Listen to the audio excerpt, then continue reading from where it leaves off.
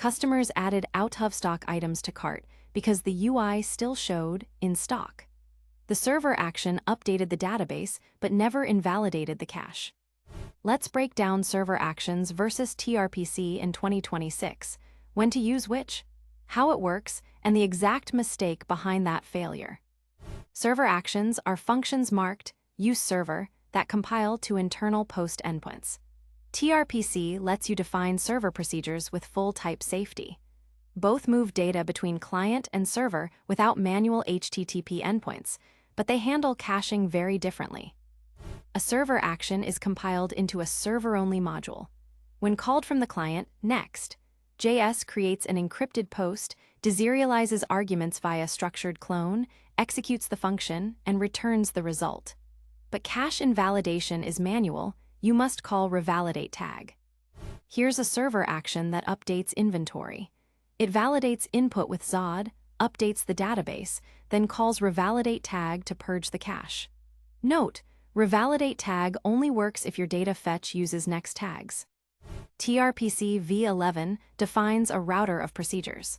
The client imports the router type, and TypeScript infers input-output types. HTTP batchlink batches multiple calls made in the same event loop tick into one HTTP post. Queries are cached and deduplicated via tanstack query.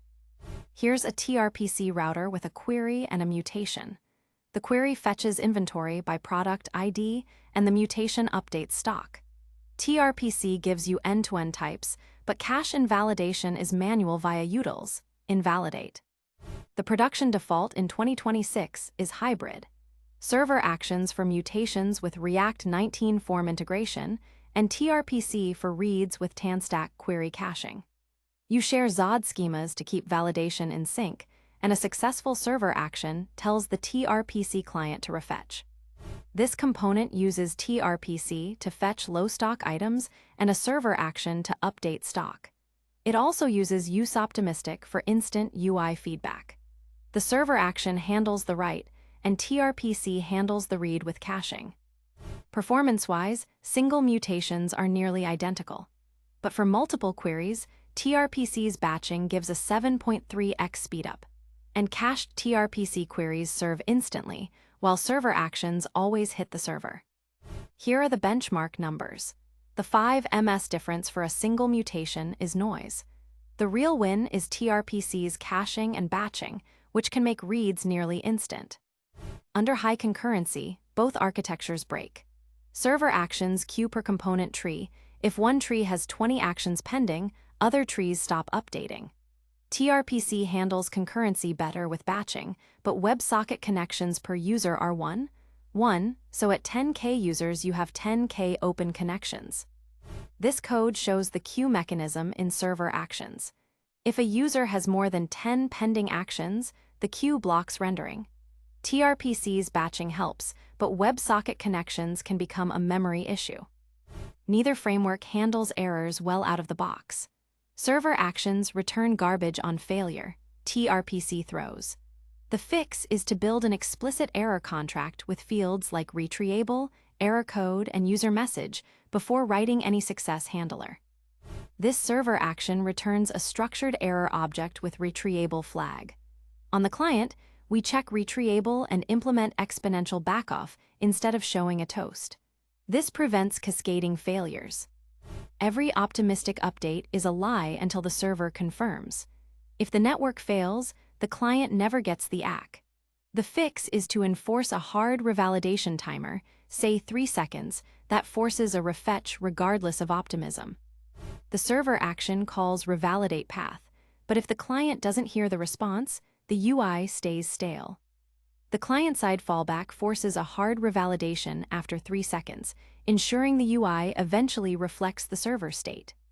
This is the same issue we highlighted at the start. Here's exactly why that happened. The server action updated the database but never called revalidateTag. Worse, the data fetch didn't include next tags, inventory, so even if revalidateTag was called, it would have been ignored. Next.js served stale cached data until the TTL expired. Server action updated the database but never called revalidateTag inventory, and the data fetch didn't include next Tags, inventory, so revalidateTag would have been ignored.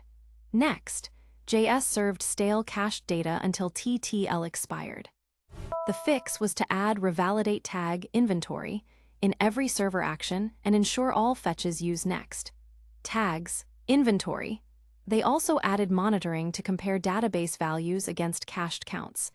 Now the UI updates correctly after mutations. This is the exact mistake from the incident. The server action updates the database but never calls revalidateTag. Without it, the cache is never invalidated and users see stale data. Server actions use structured clone serialization, which doesn't support class instances with prototypes. Passing a myClass instance will throw an error.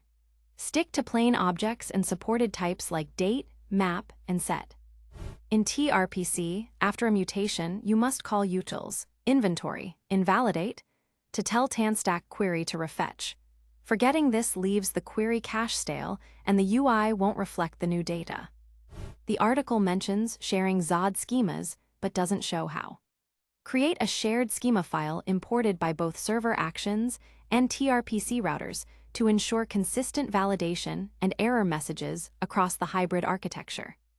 The article suggests telling tRPC to refetch after a server action, but only shows a raw fetch call.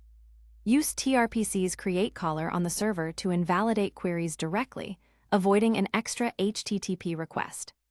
In Next.js 15+, revalidatePath and revalidateTag are available but only work if the data fetch uses next tags or the path matches exactly. Without tags, revalidateTag silently does nothing. Always verify both sides of the cache invalidation contract. To debug stale UI, first verify that revalidateTag is called and that your fetch uses next tags. For tRPC, ensure utils.invalidate is called after mutations. Use React 19 hooks for loading states and check that HTTP batch link calls are synchronous. Let's run through some common interview questions. When choose server actions versus tRPC? Server actions for simple mutations, 20 endpoints, tRPC for complex queries and caching. Biggest limitation of server actions? No built-in caching, batching, or middleware. Hybrid pattern with tRPC for reads is recommended. How does HTTP batch link work? Collects calls in same event loop tick into one HTTP post. Server executes in parallel. 8 queries right arrow 1 round trip. And a few frequently asked questions. Can server actions handle loading states? Yes, use form status for pending state. Can tRPC be used with Next.js app router? Yes, create app/API/tRPC/tRPC/route TS. Is hybrid architecture recommended? Yes, server actions for writes, tRPC for reads is standard. Let's recap the key takeaways. Server actions, 0 boilerplate, structured clone serialization, React 19 hooks. tRPC, end-to-end types, batching, caching via tanstack query. Hybrid pattern is production default in 2026. RevalidateTag requires fetch with next tags.